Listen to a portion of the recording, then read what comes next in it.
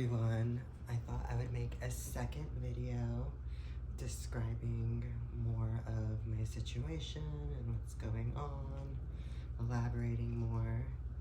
I have some notes I took down because yesterday's video I was a little nervous. It's kind of all over the place, but I wanted to keep things in order. So you're probably wondering how we knew that these cops were undercover. How did we know they were cops?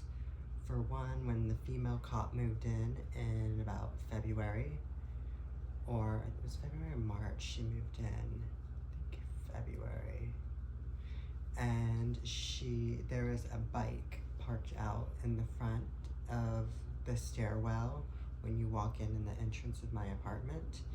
And typically when I've lived in apartment complexes, you're not allowed to have things like that out in front of your door or even in front of the stairwell because it's a fire hazard.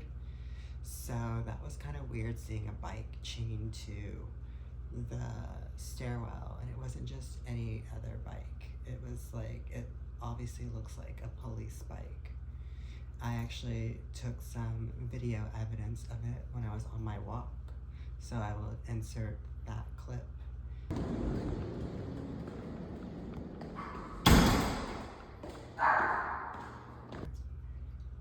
And then after that, I found out about the male cop, and that one was about in April. He moved in, and he had approached me like the day before he moved in when he was seeing the apartment, and he had a woman with him, and he was wearing a Mickey Mouse shirt, which I thought was really weird for that guy to be wearing a Mickey Mouse shirt, just the way he looks.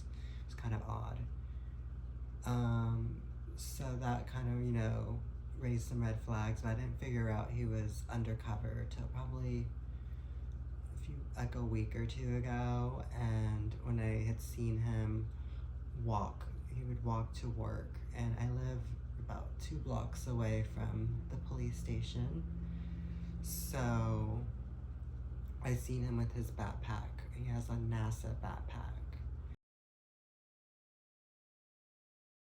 and would walk towards that direction. And yeah, it was really odd seeing him. Now that there's he's upstairs and the female cop is downstairs, and so I've had to keep an eye out on them with my doorbell cam because the female cop kept coming upstairs into my unit unlawfully without a search warrant. And so I guess since we got the doorbell camera, now they have him up here monitoring, and I think they alternate shifts monitoring me. Our local police department is so corrupt that they've had to put not only 1 but 2 undercover cops in my building on top of the hidden camera that was in the smoke detector. And after I destroyed the smoke detector about two weeks ago, and they started getting really aggressive. Like, I started seeing more of the female cop on my walks, and also now, like, any noise you make in my apartment is like suspicion to them that we're doing something illegal, that you can't even make a noise, you can't even cook, you can't do anything. There's no freedom inside my own place. I spent my birthday here isolated. I know I had mentioned that in the last video. Yeah, my mom had baked me a cake earlier that week for my birthday, and I didn't get to see her for my birthday. I was hoping I would get to see my partner for my birthday, and I did not get to see him as well because the sheriff's department has held me hostage, and with false charges, false accusations, falsifying evidence that's not even there. just to keep me held hostage. I can't leave the town. And it's been really hard. I cried on my whole birthday. I was so upset. I was watching Showgirls.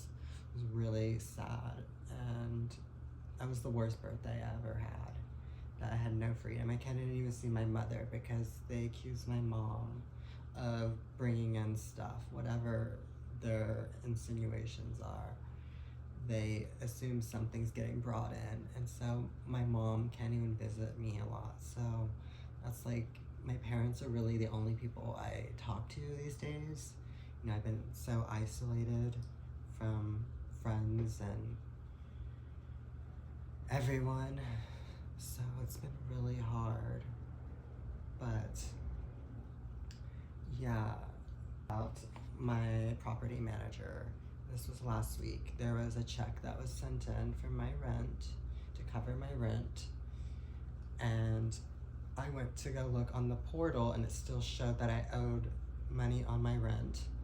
So I contacted my landlord and she acted like she never received the rent, didn't let me know or anything about the check. But the check had been cleared and still was demanding the full rent and even threatened eviction. So the landlord is just as corrupt and in on this with the police, because not only did she let 2 undercover cops move in, but she also let them install that hidden camera in the smoke alarm. So, and now taking checks and not, you know, overcharging me and taking the money, which is completely wrong and illegal. But I don't think any criminal investigation is going to be done on her, because she's in on it with the cops and has helped them do their dirty work. So there is that. I hope that justice will be served with that. I hope she is held accountable for her actions and we get refunded that money.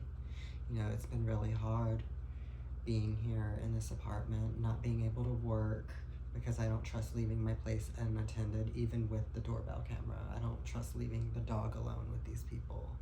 These people are so sick and so twisted and very unethical what they're doing. It's just been hard living in this isolation. You know, I have other job opportunities waiting for me outside of this town. It's not like I don't want to work or anything. I have other jobs. It's just not in this town, and they will not let me leave. And I always heard this saying about the people about this town, because I grew up in this town ever since I was little, and they say that about the people, their favorite drink they love to drink here is Haterade, because once someone finds a way out of this town, they're never happy for them and they're all bitter about it. And they know I have a way out and that I've made something of myself, and they don't want to let me out. And they want to keep me here miserable just like them. You know, this little operation they have going is probably the highlight of their careers, what they're doing. You know, it's sad that I've been violated with the hidden camera. They've watched me undress, mocked my body, and I feel so violated with that already. But now having 2 undercover cops in the place, intimidating you, harassing you, targeting you, stalking you, is very unsettling. And, you know, I wouldn't have a problem with cops living in my building if they were good cops, but these are dirty, corrupt cops. And that makes it more scary and more serious, because they have the authority to falsify evidence like they have, pin charges.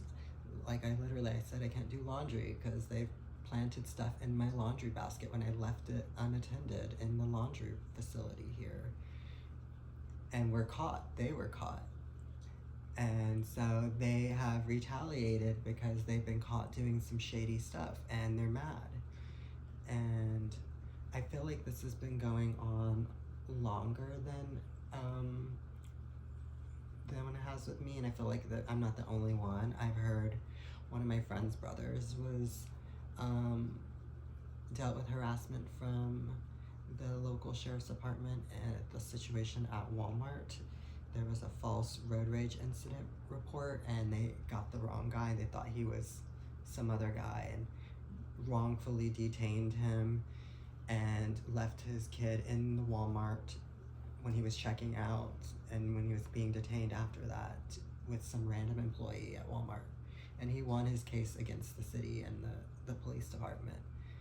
So that's one example, and I've seen and read on other locals posts that they do this. They wrongfully stop people, they wrongfully search people. And yeah, I feel like they have a quota that needs to be met, and if they're not making it, they just falsify things. And I think that's wrong. I think this needs to be brought to the world's attention, that the place where I live is not a safe place. There's a lot of dirty, crooked people, being around all this corruption with the landlord, the 2 undercover cops, and the whole sheriff's department is very disturbing. And it's disgusting. These people, that they would try to frame someone that has mental health issues, and they know I have a lot of mental health issues because they've heard on the smoke alarm before I destroyed it. So yeah, I won't lie, and I don't like admitting this on camera, but I have been suicidal for the past few months living in this situation and these circumstances. And they've heard the conversations I've had with my mom on the phone about this, and they still have pushed and pushed to, I feel like, push me over the edge. And yeah, it's been really, really hard. And I feel like that's what their agenda is. I low-key feel like they want me to commit suicide for whatever reason. I feel like the sheriff's department has been paid off by these group of sick individuals that I mentioned in the last video. We will call them the cult, because that's what they are. They're a cult. They use their money, resources, and influence to pay off people, and because to cover up what they've done to me. And I don't want to get into all of that, but yeah, the sheriffs, I'm sure, have been paid off along with other government officials, and to make my life living hell. And it has been hell for me, not being around anybody, not being able to see my partner, not being able to see my family, I live the same day every day in this apartment. It's boring, first of all, and it's so lonely. That's why I've resorted to make these videos, to share my story with what's going on in this town. And I feel like it's been going on long before me. If they're so comfortable doing this to someone with mental health issues, I think they've been doing this for a while and getting away with it.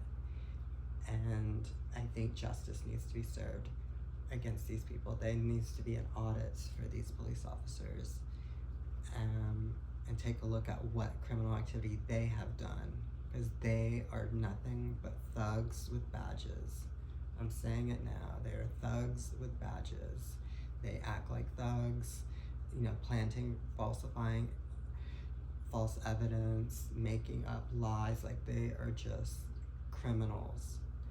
And I've missed out on so much: endorsements, opportunities, jobs. I've lost out on so much because I'm isolated here and being held hostage in my town against my will by the local sheriff's department. So you've been wondering where I've been, why I've been offline too, is because I've been dealing with what's going on here. And this is, like I said, was way worse than the whole PR smear campaign that I was dealing with. That's still going on, but to me it was so irrelevant and so small compared to what we're dealing with here, because I'm literally fighting for my freedom here, which is, I've never thought that I would ever have to do. This has been the worst thing I've ever lived through. And my mom just keeps telling me to keep my faith and keep praying, and I try so hard to keep my faith, and you know, not listen to those voices that tell me let's end it all, you know, because I do. There's times I just want to end all of this, but I hang on because I know I have a purpose, and I know that I have so much blessings waiting for me on the other side if I can just get out of this town and this apartment. I think that's all I want to say today, because I feel it's draining just talking about and reflecting about all of this. It's been really hard on my mental health, and it's been hard on my family. You know, my family's being targeted too because of this. It's bled onto my family, and I hate that. So that's why I kind of just keep to myself, because it minimizes other people getting involved with these sick individuals, this corrupt police department.